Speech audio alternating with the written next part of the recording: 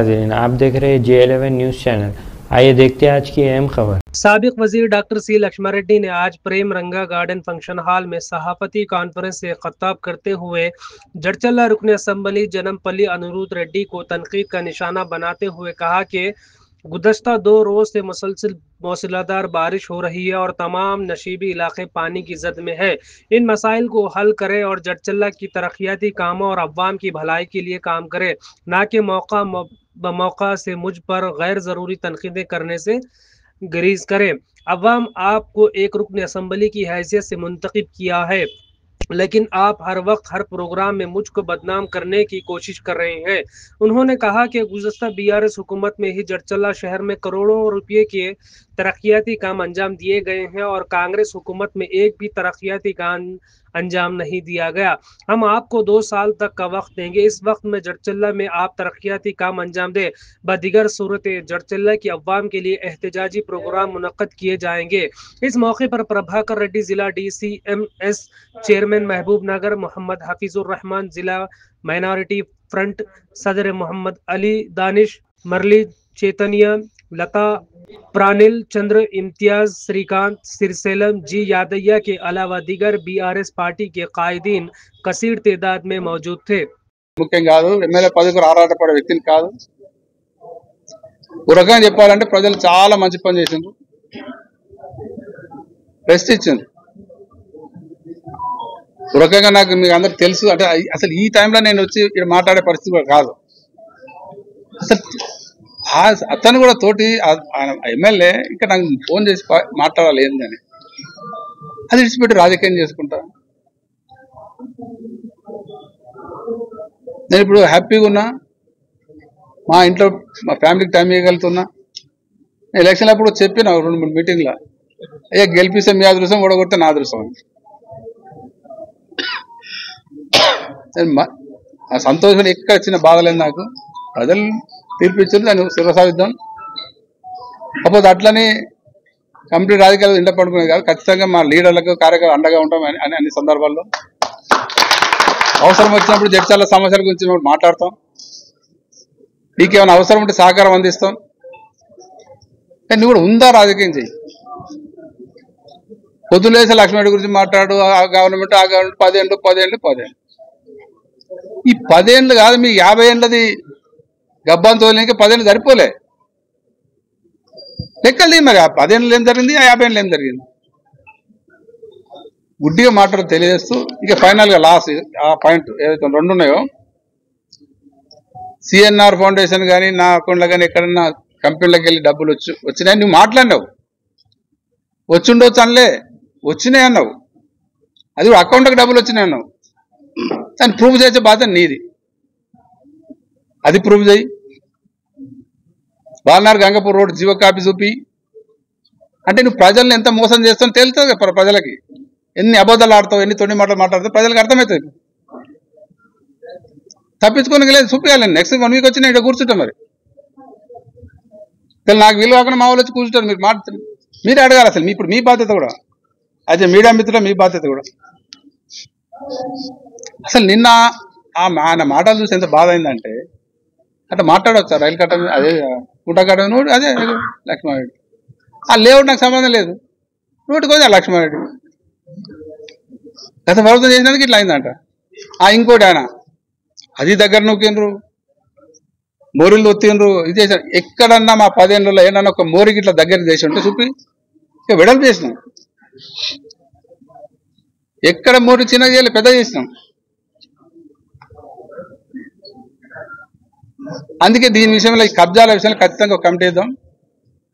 అయ్యా మీరే చొరవ తీసుకొని మా దాంట్లోకి వెళ్ళి ఒక 2 పేర్లు ఇస్తాం. మిగతా అన్ని పార్టీలకి వెళ్ళి తీసుకొని రేపే కమిటీ ఫామ్ చేసి ఒక 4 రోజుల రిపోర్ట్ ఇచ్చి జడ్చర్ల పట్టణంలో ఏ టైంలో ఏదేది కబ్జా అయింది, ఎందుకంటే రిజిస్ట్రేషన్ డేట్లు అన్నీ ఉంటాయి. ఇప్పటి వరకు జరిగిన కబ్జాలు అన్నీ కూడా గతంలో జరిగినాయి. అంటే రోడ్డు కబ్జా పెట్టినా కానీ, పార్క్ స్థలం కబ్జా పెట్టినా కానీ, 10% స్థలం పెట్టినా కానీ గతంలో తప్ప. గతంలో వాళ్ళు కొనుక్కొని ఉంటే ఆల్రెడీ రీసెంట్ అయింటే ఇట్లా ఎవరైనా తెలిసో తెలియకుండా తర్వాత కొని ఉండో చదివేరే.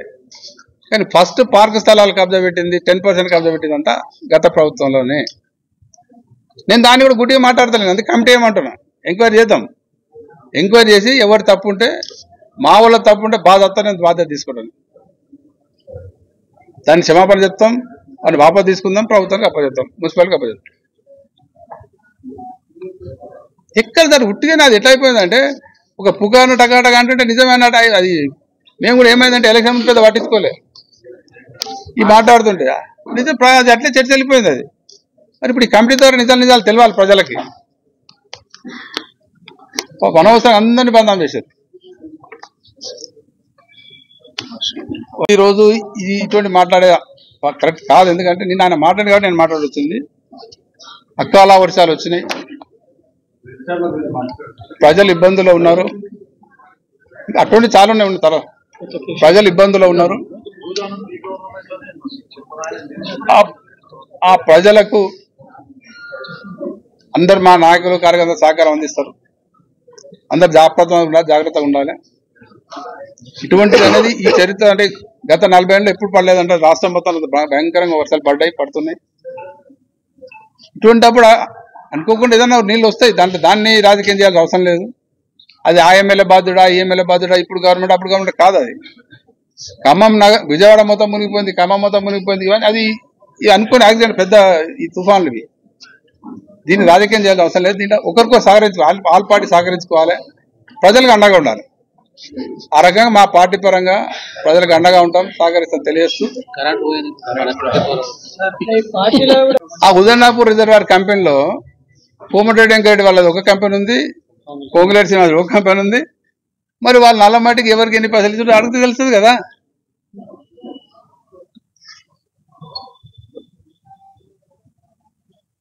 ఇక సిఎన్ఆర్ ఫౌండేషన్ కు మీ అందరి ముందర మాట్లాడింది, కంపెనీకి వెళ్ళి డబ్బులు సిఎన్ఆర్ ఫౌండేషన్ అకౌంట్లోకి వచ్చినాయి, లక్ష్మణరెడ్డి గారు మొత్తం వాడుకొని కొంచెం ఆడబెట్టిండు.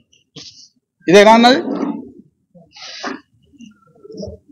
అంటే ఒక ఎమ్మెల్యే స్థాయిలో ఒక బాధ్యతగా మాట్లాడాలి. నీకు నిజంగానే ప్రూఫ్ ఉంటే అది ఉంటే మాట్లాడాలి.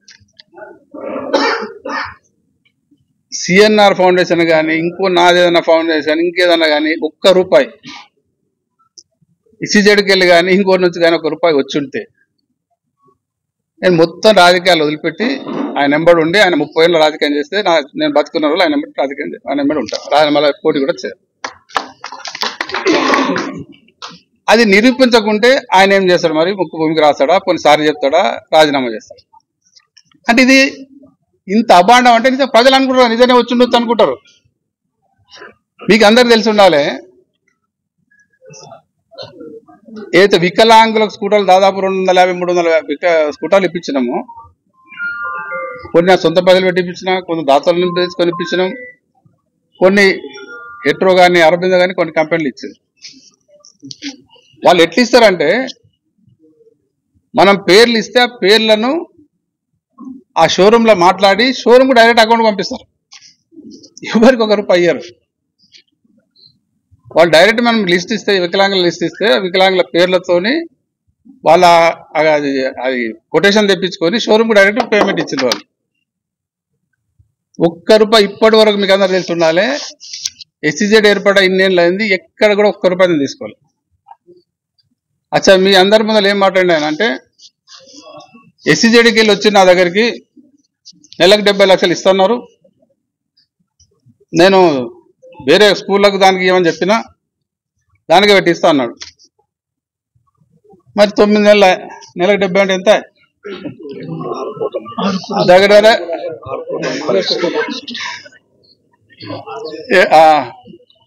6 కోట్ల. మరి 6 కోట్ల రూపాయలు ఏ స్వచ్ఛంద కార్యక్రమాలు జరిగినాయి చూపించాలి, లేకుంటే నువ్వు తిని ఉండాలి, అంతే కదా.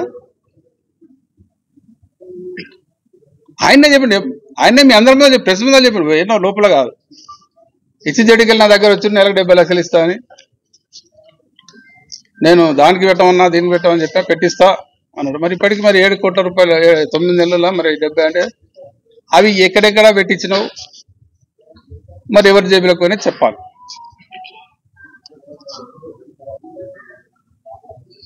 అంటే ఆయన ఇటువంటివి నోటికి వచ్చిన అబద్ధాలు. ఇక అభివృద్ధి విషయంలో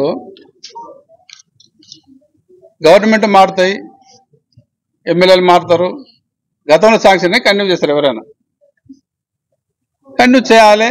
ఎవరు చేసింది వాడు. సరే కంప్లీట్ అయ్యంటే వినాయకరాజు చేయాలి. చేస్తున్నావు, నేను ఏమన్నా చేసినావు. నేను పంచాయరాజ్ బిల్డింగ్ వినాయకరాజు చేసినావు, డి ఆఫీస్ అది నేను కట్టినా వినాయకరాజు చేసిన దాన్ని తప్పులే చేయొచ్చు. టెండర్లు అయిపోయినాయి, కంటిన్యూ చేయాలి. నా టైంలో శాంక్షన్ అయిన రోడ్లను ఏమంటాడు, బాలనగర్ గంగాపూర్ రోడ్ అది ఫేక్ అని అసలు శాంక్షన్ కాలే, నేను వచ్చినాక శాంక్షన్ చేసిన అన్నాడు. అంతే కదా అన్నాడు కదా. ఆ మిగతా రోడ్లన్నీ కూడా అయినా కూడా కొన్ని క్యాన్సల్ చేయించిండు, కొన్ని పనులు ఆపించిండు, కొన్ని రీటెండర్ పెట్టించిండు. నేను ఈ బాలనగర్ గంగాపూర్ రోడ్ 56 కోట్లతోని వేయడానికి శాంక్షన్ చేయించడం, టెండర్ అయిపోయింది, పని స్టార్ట్ అయింది. అయిపోయిన టెండర్ అగ్రిమెంట్ ఎలక్షన్ వచ్చినాయి కానీ అగ్రిమెంట్ కాకుండా దాన్ని క్యాన్సిల్ చేయించి రీటెండర్ పిలిపించండి, ఎవరో వేరే వాళ్ళకి ఇప్పించారు. ఆయన ఏమన్నాడు అంటే అది ఫేక్, అప్పుడు శాంక్షన్ కాలే, నేనే శాంక్షన్ చేయించి అన్నాడు. మరి నీ గవర్నమెంట్లో వచ్చినాక ఈ గవర్నమెంట్ వచ్చినాక ఆర్డర్ శాంక్షన్ అయిన నాకు జీవో కాపీ ఉంటే, ఇంతకుముందు చెప్పినా కదా, నా అకౌంట్కి డబ్బులు వచ్చింటే కానీ ఇది నువ్వు చూపిస్తే కానీ నేను దేనికైనా సిద్ధంగా ఉన్నా. వారం రోజులు టైం ఇస్తాం, మళ్ళీ వారం సరిగ్గా సండేనా అని ఇటు కూర్చుందాం. అవన్నీ చూపిస్తే నేను ఇన్ని రాజీనామా మొత్తం పాలసీలు వదిలిపెట్టి కాంగ్రెస్లో జాయిన్ అవుతాం, మేము పని చేస్తాం, రోడ్డు మీద వచ్చి ముక్కు భూమి రాద్దాం. మరి ఆ జీవో కాపీ చూపించకుండా పాత జీవో మీద రీటెండర్ పిలిచింది, కొత్త శాంక్షన్ ఏందంటారు. అంటే అబద్ధాలు, ప్రజలను తప్పుదో పట్టించి అబద్ధాలు మాట్లాడి ప్రజలను ఏదో నేను గొప్ప చేస్తున్నా, నువ్వు చేసి చూపి ప్రజలు ఆటోమేటిక్ గొప్ప అంటారు. కానీ ఇవి ఇంత తొండి మాటలు ఎందుకు, బురదలే ప్రయత్నాలు ఎందుకు? ఈ రెండు పాయింట్ల మీద అయ్యా మీరు మీడియా వాళ్ళంతా అడగాలి. నెక్స్ట్ మళ్ళీ నెక్స్ట్ సండేనా మండే కూర్చుందాం. ఆ లోపల ప్రూఫ్స్ చేయాలి. ఏ బ్యాంకులో నా డబ్బు, నా అకౌంట్లో డబ్బులు పడ్డాయి, నా ఫౌండేషన్ కావచ్చు, సిఎన్ఆర్ ఫౌండేషన్ కావచ్చు, ఇంకేనా ఈ GO copy, Balanagar Gangapur road GO copy, కొత్త ఈ గవర్నమెంట్ వచ్చిన జీవో కాపీ, ఈ రెండు చూపిస్తే నేను దేనికైనా సిద్ధం. చూపించకుంటే ఆయన మరి దేనికి సిద్ధం అని మీరు అడగాలి. మరి రాజీనామా చేస్తాడా, ఇంకోటి చేస్తాడు. నేను అది కూడా రాజీనామా కూడా చేయమని చెప్పాను. ఎందుకంటే ఆయన 30 ఏళ్ళు వచ్చేది చేయని సారీ చెప్తే చాలు ప్రజల్లో, మరోసారి చెప్పకూడదు చాలు. మరోసారి ఇటువంటి మాటలు మాట్లాడకుండా ప్రజలకు సారీ చెప్పి నేను అబద్ధం చెప్పిన. ఎలక్షన్ అప్పుడు పోయి 100 రోజుల మీకు 6.5 ప్యాకేజ్ ఇప్పిస్తా, 30 లక్షలు ఇప్పిస్తా ఒక కుటుంబానికి. పొలాలన్నీ దున్నుకోండి, ఎవరు పని చేయొద్దు, ఎవరు పొలాలు దున్నుకోండి, రైతులు రెచ్చగొడుతుంది. వాళ్ళు ఒక్కొక్క కుటుంబానికి 30 లక్షల ప్యాకేజ్ ఇప్పిస్తా, 6.5 ప్యాకేజ్ ఇప్పిస్తా, అది 100 రోజులు ఇప్పిస్తాను. ఇలా 300 రోజులు అయింది. మరి 300 రోజుల ఆ ప్యాకేజ్ ఊసేలేదు. ప్రాజెక్టు కావాలి, అందరం సహకరిద్దాం. ప్రాజెక్టుల దగ్గర రాజకీయాలు చేయదు, మీలాగా మేము చేయం. మరి ఇవన్నీ కూడా ఇవన్నీ చాలా ఉన్నాయి మాట్లాడతాయని మాట్లాడదలుచుకోలేక. ఎంపీ ఎలక్షన్ నడుస్తున్నాయి, లక్ష్మారెడ్డి బీజేపీ సపోర్ట్ చేస్తున్నారు. నీకేదో అట్లా మాట్లాడవచ్చా? లక్ష్మారెడ్డి బీజేపీ సపోర్ట్ చేస్తున్నాడు మాట్లాడి. మరి ఇప్పుడు ఎవరు బీజేపీ సపోర్ట్ చేశారు? నీ సొంత గ్రామంలో బీజేపీకి, రంగారెడ్డి కూడా బీజేపీకి లీడ్ వచ్చింది. నా ఎమ్మెల్యేగా టీఆర్ఎస్కి లీడ్ వచ్చింది. నువ్వు కాంగ్రెస్ లీడరు, ఒకసారి టీఆర్ఎస్కి లీడ్ వస్తుంది, ఒకసారి బీజేపీ లీడ్ వస్తుంది. నువ్వు నన్ను అంటావు నేను బీజేపీ సపోర్ట్ చేస్తున్నాను. అరే బాబు, నిజంగా మల్లు రవి గారికి ముక్కాలే. మల్లు రవి గారిని ఓడగొట్టడానికి ఆయన ప్రయత్నం చేస్తే కూడా, వాళ్ళ ఊళ్ళో నాకు ఓట్లు వేపిస్తే కూడా పాప మల్లు రవి మన ఈయనకు సపోర్ట్ చేశాడు. లీడర్షిప్ కూడా అట్టు ఉండాలి. ఆయన పక్క కాంగ్రెస్ వాది మల్లు రవి అని.